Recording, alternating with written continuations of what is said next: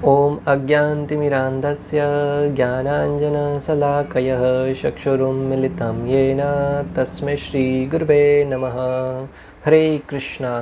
आज गीता श्रृंखला के सत्र क्रमांक 368 में आप सभी भक्तों का हार्दिक स्वागत है। आज हम श्रीमद् भगवद गीता के 10वें अध्याय के जो कि है श्री भगवान का ऐश्वर्य श्लोक क्रमांक 40 का अध्ययन करेंगे। आइए, श्लोक इस प्रकार है। नान्तोऽस्ति मम दिव्यानां विभूतीनां परन्तप एष तु देशतः प्रोक्तौ विभूतिर्विस्तरो मया। अर्थात भगवान कहते हैं कि हे परंतप, मेरी देवी विभूतियों का अंत नहीं है। मैंने तुमसे जो कुछ कहा वह तो मेरी अनंत विभूतियों का संकेत मात्र है। वक्त बहुत महत्वपूर्ण बात। अभी तक श्लोक क्रमांक 20 से 39 तक भगवान अपनी विभूतियों के बारे में बताते आ रहे थे। यहाँ पर क्या करे, हे अर्जुन, मेरी विभूतियों का कोई अंत नहीं है। अभी तक जो बताया वो तो संकेत मात्र है। ये श्लोक है वो इस विषय का उपसंहार करता है कि भगवान कहते हैं कि मेरी विभूतियों का कोई अंत नहीं है। उपसंहार अर्थात सारांश बता रहा है कि भगवान ने अभी तक जो बताया मुख्य विभूतियां थी। ये तो मात्र सैंपल थे, माल तो गोडाउन में रखा हुआ है। जिस प्रकार कोई दुकानदार जब माल लेने जाते हैं तो कहता है ये तो सैंपल मात्र है, माल तो गोडाउन में रखा हुआ है। उसी बात ही भगवान यहाँ पर अर्जुन को यही बताना चाह रहे हैं कि जो मैंने तुमको अभी तक बताया ये तो मात्र मेरी विभूतियाँ थी, कुछ संकेत मात्र थे। और विस्तार से बताने जाऊँगा तब तो पूरा जीवन बीत जाएगा। जो मेरी विभूतियाँ हैं वो अनंत है। भगवान अनंत है, हरि अनंत, हरि कथा अनंत। तो इसलिए यहाँ पर भगवान की महानता का एक और गुण यहाँ पे झलक रहा है कि भगवान की विभूतियाँ कितनी हैं। मैंने उनके विस्तार का केवल एक अंश मात्र ही यहाँ पर कहा है। भगवान कह रहे हैं कि मात्र मैंने अपने विस्तार का एक अंश यहाँ पर वर्णन किया है। एक अंश वर्णन किया है, बहुत ही कम।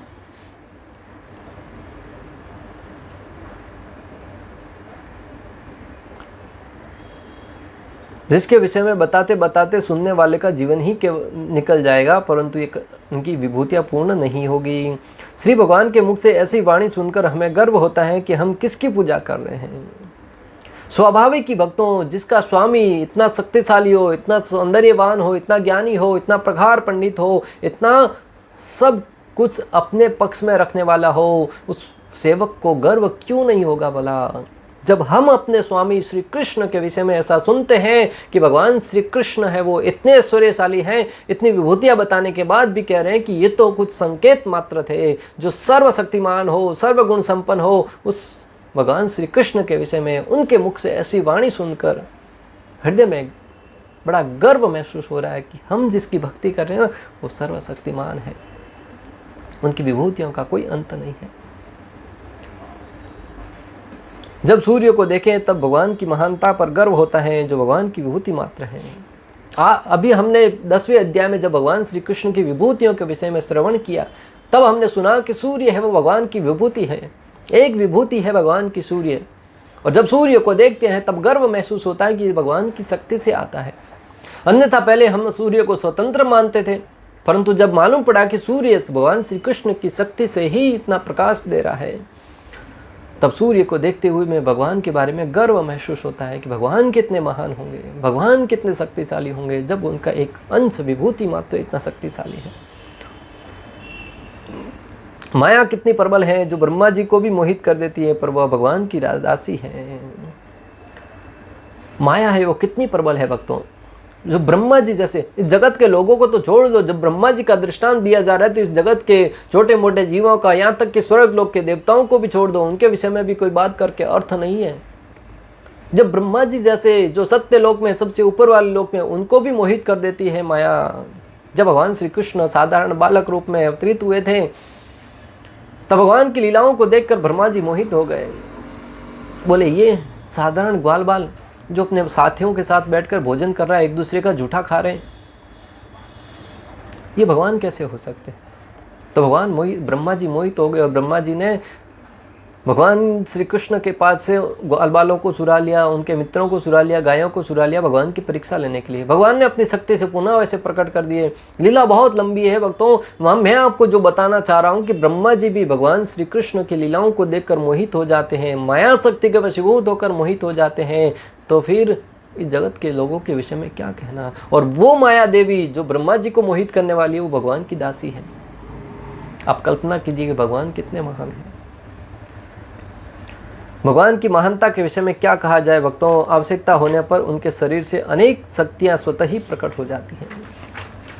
भगवान की महानता के विषय में क्या कहा जाए भक्तों। भगवान के शरीर से जब किसी शक्ति की आवश्यकता होती है, स्वतः ही शक्तियां प्रकट हो जाती है। भगवान की इच्छा करने की भी आवश्यकता नहीं है। एकादशी के विषय में प्रसंग आता है भक्तों। एक समय की बात, जब मूर नामक राक्षस था, जो संद्रावती नामक नगर था, उसकी राजधानी थी, वो बहुत शक्तिशाली था। देवताओं के ऊपर बहुत अत्याचार कर रहा था, आए दिन जनता को प्रताड़ित करता था। तो सारे देवता भयभीत होकर भगवान श्री विष्णु की शरण में जाकर रक्षा की याचना करने लगे। त्राही माम रक्षा करो। तब भगवान श्री विष्णु ने उनके दुख का कारण पूछा। तब इंद्रदेव कहते हैं कि एक मूर नामक राक्षस है, वो हमारे दुख का कारण है। हमने अनेक प्रयास किया परंतु उसके ऊपर कोई असर नहीं पड़ रहा है। उसकी शक्तियों के आगे हम निर्बल महसूस कर रहे हैं। तब भगवान श्री विष्णु ने कहा कि आप चलिए, मैं आपकी सहायता करूंगा। भगवान श्री विष्णु के मार्गदर्शन में उन्होंने और युद्ध की तैयारियां करी और भगवान श्री विष्णु ने समस्त राक्षसों का वध कर दिया और मूर नामक राक्षस के साथ 10,000 वर्षों तक मल्ल युद्ध किया, बाह्य युद्ध। अंत में मूर राक्षस पराजित हो गया। भगवान ने उसके ऊपर दया करके उसको छोड़ दिया और भगवान श्री विष्णु है वो बद्रिका आश्रम में हेमवती नामक गुफा में जाकर विश्राम करने लगे। राक्षस के गुणों को तो देखो, राक्षसी प्रवृत्ति को तो देखो भक्तों। भगवान द्वारा क्षमा करने के उपरांत भी उसके अंदर से दुष्टता नहीं गई। वो भगवान को हानि पहुंचाने के उद्देश्य से भगवान का पीछा करते करते वो भी बद्रिका आश्रम पहुंच गया और हेमवती गुफा में प्रवेश कर गया। वहां पर भगवान श्री विष्णु को शयन अवस्था में देखकर उनको हानि पहुंचाने के उद्देश्य से जैसे ही प्रहार करने वाला था, स्वतः ही भगवान श्री विष्णु के शरीर से एक दिव्य शक्ति का प्राकट्य हुआ, दिव्य कन्या का प्राकट्य हुआ। और उस शक्ति ने देखते ही देखते अपने अस्त्र शस्त्र से उस राक्षस का वध कर दिया। जो पहले हमने पढ़ा कि भगवान श्री विष्णु ने उस राक्षस का वध नहीं किया, 10,000 वर्ष तक उनके साथ युद्ध किया और इधर उनकी दासी ने एक ही क्षण में उसके वध कर दिया। तो भक्तों, भगवान कोई भी युद्ध कर रहे हैं तो वो भी लीला के दृष्टि से कर रहे हैं। भगवान को तो आने की आवश्यकता ही नहीं है। भगवान अपनी दृष्टि मात्र डालने से ही मूर राक्षस का वध कर सकते थे, परंतु भगवान उसके साथ वीर रस का आस्वादन करना चाहते थे। इसलिए 10,000 वर्षों तक उन्होंने उनके साथ युद्ध करना स्वयं की इच्छा से ही किया। यहाँ पर उस दासी ने भगवान श्री विष्णु के शरीर से जो प्रकट हुई थी, उसने उनका वध कर दिया। जैसे ही भगवान की आंखें खुली, उन्होंने देखा उनके सामने एक दिव्य कन्या है। उस कन्या से पूछा भगवान ने, तुम कौन हो? तब उस कन्या ने कहा कि मैं एक दासी हूँ। और उस दिन संयोगवश 11 का दिन था, एकादशी का दिन था। भगवान ने कहा कि आज तो तुम्हारा नाम एकादशी, और जो कोई आज के दिन उपवास करेगा, मेरी भक्ति करेगा, उसको अत्यधिक मात्रा में लाभ प्राप्त होगा, मुझे उसको मेरी भक्ति प्राप्त होगी। भक्तों, मैं आपको जो बताना चाह रहा हूँ कि भगवान की शक्ति कितनी महान है। भगवान के शरीर से ऐसी शक्ति स्वतः प्रकट हो जाती है जो किसी का वध करने के लिए तैयार रहती है। तो भगवान कितने महान होंगे। प्रश्न उठ सकता है कि भगवान की महानता के विषय में श्रवण करने से लाभ क्या होगा।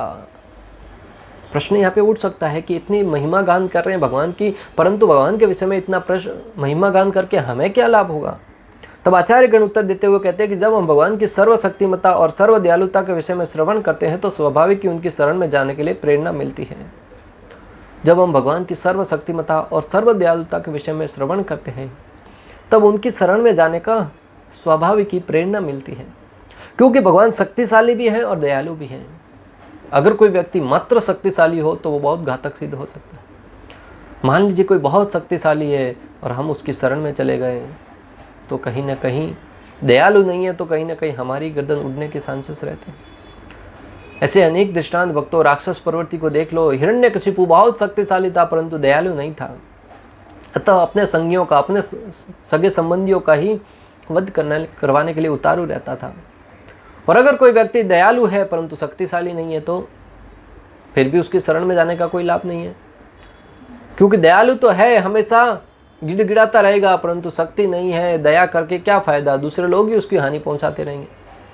अतः भगवान के अंदर दोनों गुण है, सर्वशक्तिमान भी है और दयालु भी है। इसलिए जब हम भगवान की शरण में जाते हैं, भगवान हमारी रक्षा करते हैं। इसलिए भगवान के विषय में श्रवण करना अत्यंत आवश्यक है।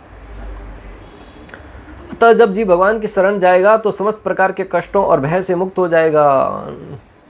इसलिए जब जीव भगवान श्री कृष्ण की शरण में जाएगा तब जीव समस्त प्रकार के कष्टों से, दुखों से मुक्त हो जाएगा। कुछ दृष्टांत बताओ, गजेंद्र का ले लो दृष्टांत।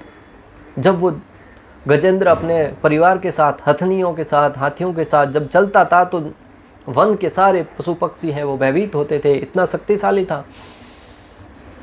एक बार अपने परिवार के साथ स्नान करने के लिए जलाशय में प्रवेश करते हैं, अपनी शक्ति में शूर शूर मदमस्त बड़े आसानी से अंदर क्रीड़ा कर रहे हैं, जल क्रीड़ा कर रहे हैं, परंतु जल का प्राणी मगर को गुस्सा आया कि यहाँ पे आकर पानी को गंदा कर रहा है, कब से देख रहा हूँ, थोड़ा स्नान करके जा नहीं सकता है। हाथियों की एक विशेषता है भक्तों, जब वो स्नान करने जाते हैं तो 2-2 घंटा लंबे समय तक स्नान करते रहते हैं और वापस बाहर आते तो किनारे पे आकर कीचड़ अपने ऊपर डाल के वापस थे वैसे के वैसे। मगर को गुस्सा आया, उन हाथी के ऊपर प्रहार किया, उसके पाँव को जकड़ लिया।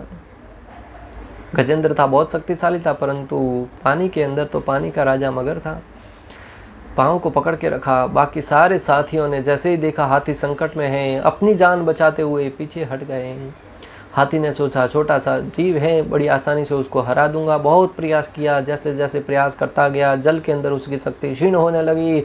मगर है उसके प्रभाव बढ़ने लगा। हाथी को लगा कि अभी तो हमारे प्राण संकट में हैं। पिछले जन्म में वो भक्त था, उसको अपने पिछले जन्म का स्मरण हो आया। उसी तालाब से एक कमल का पुष्प उठाया, भगवान श्री विष्णु को अर्पण करते हुए कहने लगा, हे भगवान, हे गोविंद। सुंदर सुंदर संस्कृत के श्लोकों में प्रार्थनाएं अर्पण करी। भगवान श्री विष्णु अपने भक्त की आराधना सुनकर बड़े दयालु, बड़े करुणामय तुरंत वहाँ पे प्रकट हुए, गरुड़ जी पर आसीन होकर आए और उस अपने सुदर्शन चक्र से उस मकर का गर्दन काट दिया और अपने भक्त को सूंड से उठाकर उसका उद्धार किया। एक नहीं अनेक दृष्टांत भक्तों, ये तो एक उदाहरण था। अर्जुन का उदाहरण ले लीजिए।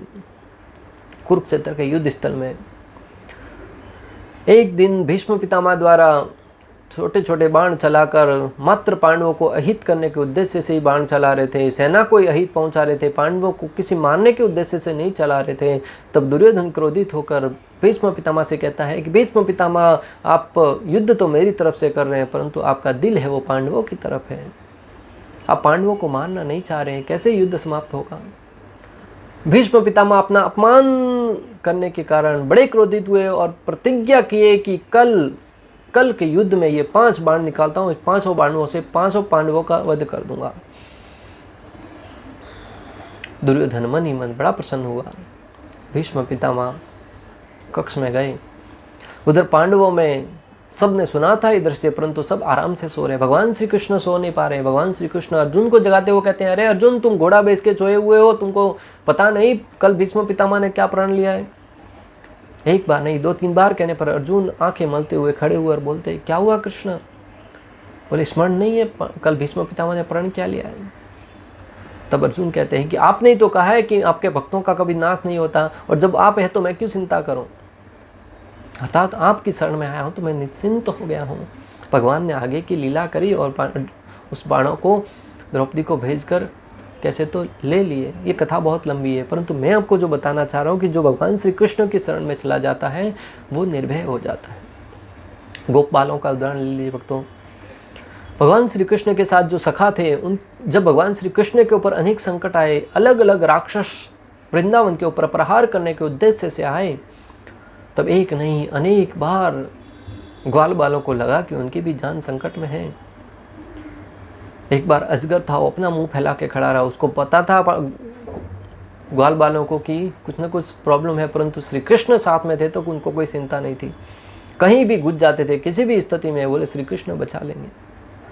आज के भक्तों को ही देख लीजिए भक्तों, पाश्चात्य जगत में भगवान श्री कृष्ण की शरण में जाने वाले प्रत्येक भक्त है वो निर्भय है, बहुत ही प्रसन्न है। कोरोना काल में सब लोग भयभीत थे, सब लोग दुखी थे, क्या होगा क्या होगा, परंतु जो भक्तगण थे वो बड़ी प्रसन्नता के साथ भगवान की भक्ति में लगे थे, अपने 16 माला जप कर रहे थे, हरि कथा सुन रहे थे, ऑनलाइन क्लासेस कर रहे थे, अनेक प्रकार से कथा श्रवण कर रहे थे, उसमें ही मंत्र मुक्त थे, किसी प्रकार की कोई चिंता से युक्त नहीं था। जो भक्त है वो बड़े प्रसन्नता के साथ अपने कार्य का निर्वहन कर रहे थे। इससे सिद्ध होता है भक्तों, जो भगवान की शरण में जाता है वो निर्भय हो जाता है।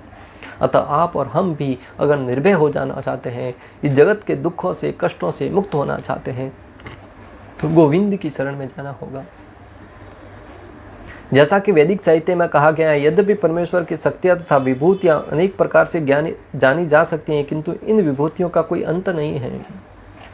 जैसा कि वैदिक शास्त्रों में वर्णन आता है कि भगवान श्री कृष्ण की विभूतियाँ, उनकी शक्तियाँ, उनकी महिमा अनेक प्रकार से जाना जा सकता है, परंतु उनका कोई अंत नहीं है। शेषनाग हजारों फणों से, हजारों वर्षों से, करोड़ों वर्षों से भगवान श्री कृष्ण की महिमाओं का यशोगान करता आ रहा है, परंतु उसका कोई अंत नहीं है। अतः समस्त विभूतियों तथा शक्तियों का वर्णन कर पाना संभव नहीं है। अर्जुन की जिज्ञासा को शांत करने के लिए केवल थोड़े से उदाहरण प्रस्तुत किए गए हैं। हरि अनंत, हरि कथा अनंत। हरि का कथाएं वो अनंत है, उनका पूर्णता कभी नहीं हो सकती। यहाँ पे अर्जुन को तुष्ट करने के लिए, प्रसन्न करने के लिए, संतुष्ट करने के लिए भगवान ने कुछ सैंपल बताए हैं, कुछ विभूतियाँ मात्र बताई हैं।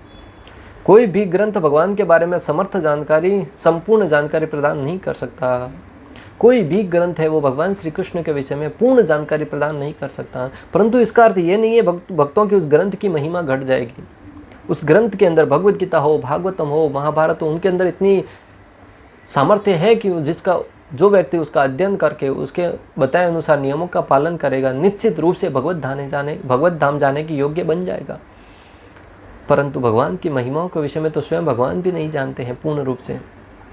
भगवान की लीला है, जैसे कोई कार्य करते स्वतः लीला बढ़ती रहती है, लीला बढ़ती रहती है। भगवान स्वयं अपने लीलाओं के विषय में नहीं जानते हैं तो अन्य कोई व्यक्ति जाने इसके विषय में तो प्रश्न ही नहीं उठता। हालांकि भगवान आत्माराम है, स्वयं में आनंदित रहते हैं, परंतु उनकी लीलाओं के विषय में पूर्ण जानकारी किसी को नहीं है। 12 महाजन है जो भगवान को ठीक ठीक जानते हैं, परंतु पूर्ण जानकारी उनको भी नहीं है। यहाँ तक कि भगवान की महिमा का यशोगान करते हुए ब्रह्मा जी भागवतम 2.6.21 में कहते हैं कि सर्वव्यापी भगवान अपनी शक्तियों के कारण व्यापक अर्थों में नियंत्रण कार्यों के तथा भक्ति में सेवा के स्वामी हैं। वे समस्त परिस्थितियों की वास्तविक विद्या तथा अविद्या दोनों के परम स्वामी हैं। ब्रह्मा जी स्वयं भागवतम 2.6.21 में कह रहे हैं कि भगवान श्री कृष्ण है वो भले भौतिक हो, आध्यात्मिक हो, समस्त प्रकार की शक्तियों के एकमात्र स्वामी भगवान हैं। भगवान की इच्छा के बिना कोई भी कार्य संपन्न नहीं होता है। भगवान से सारे ब्रह्मांड तथा समस्त भौतिक तत्वों, गुणों तथा एवं इंद्रियों से युक्त विराट रूप उत्पन्न होते हैं। भगवान से ही समस्त प्रकार के ब्रह्मांड, एक छोटा मोटा घर नहीं, कोई देश, कोई राज्य नहीं, संपूर्ण ब्रह्मांड है वो भगवान की शक्ति से ही प्रकट होता है। भक्तों, समस्त भौतिक तत्वों, गुणों एवं इंद्रियों से युक्त विराट रूप उत्पन्न होते हैं, फिर भी वे ऐसे भौतिक प्राकृतियों से उसी तरह पृथक रहते हैं जिस तरह सूर्य अपनी किरणों से तथा ताप से पृथक रहते हैं। भगवान की सृष्टि में भगवान की शक्ति से इतने बड़े बड़े ब्रह्मांडों का, इतने बड़े बड़े ग्रहों का, इतने बड़े बड़े लोकों का, पदार्थों का, जीवों का निर्माण होता है, परंतु फिर भी भगवान किसी में आसक्ति नहीं लगाते, किसी में मोहित नहीं होते हैं। एक पिता अपने परिवार में एक बच्चे को जन्म देता है तो उसके प्रति स्वाभाविक उसकी भावनाएं जुड़ जाती हैं। बच्चे के पीछे वो पागल सा बना रहता है। बच्चे को थोड़ा बुखार भी आता है तो वो हमेशा दुखी रहता है। बच्चे की सेवा करने के लिए, उससे का देखभाल करने के लिए हमेशा चिंतित रहता है। बच्चा कहाँ गया, क्या खाया, क्या पिया, उसके पीछे पूरा का पूरा ध्यान रखता है।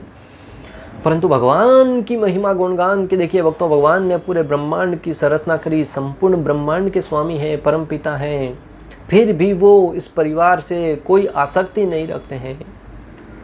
अगर उनकी शरण में जाता है तो उसका ध्यान रखने का जिम्मा भगवान लेते हैं, परंतु उनमें आसक्ति नहीं है, पूर्ण विरक्ति है भगवान में।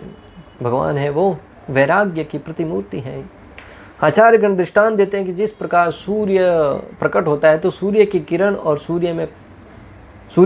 सूर्य से निकलती है, सूर्य से जो ताप निकलता है उस ताप का प्रभाव सूर्य पर नहीं पड़ता है।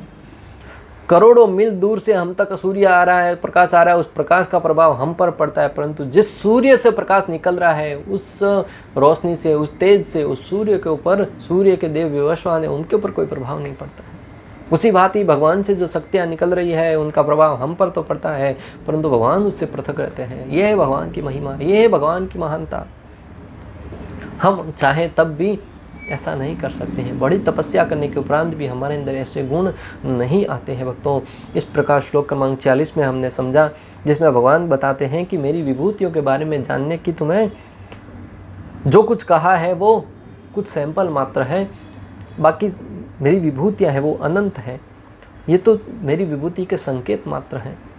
इससे भक्तों एक मोटी मोटी बात ये समझ में आती है कि इस सृष्टि में जो कुछ भी है भगवान का ही है। भगवान ने अभी तक कहा, जो कुछ कहा है कि पशुओं में व्याघ्र हूँ, वृक्षों में मैं अश्वत्थ हूँ, देवताओं में इंद्र हूँ, कवियों में ब्रह्मा हूँ, रुद्रों में शिव हूँ, पहाड़ों में हिमालय हूँ, हाथियों में गजेंद्र हूँ, घोड़ों में उच्चैश्वा हूँ। ऐसे अनेक प्रकार के दृष्टांत दिए भगवान ने। नदियों में गंगा हूँ। वो मात्र भगवान की विभूति थी, वो संकेत मात्र थे। मात्र 1% ही भगवान ने अपनी शक्तियों का उल्लेख किया है, वरना भगवान की शक्तियाँ हैं वो अनंत है, और उन शक्तियों को पार पाना किसी भी जीव के बस की बात नहीं है। अगर आप उन शक्तियों को महिमा मंडन करना चाहते हैं तो भगवान की शरण में जाकर ही किया जा सकता है। अपनी बुद्धि से, अपने ज्ञान से, अपनी शक्ति से अगर उन शक्तियों को जानने का प्रयास करेंगे भक्तों, बवंडर हो जाएंगे, बावले हो जाएंगे, कोई पार नहीं पा सका उसको। इस प्रकार श्लोक क्रमांक 39 का भक्ति वेदांत तात्पर्य पूर्ण हुआ।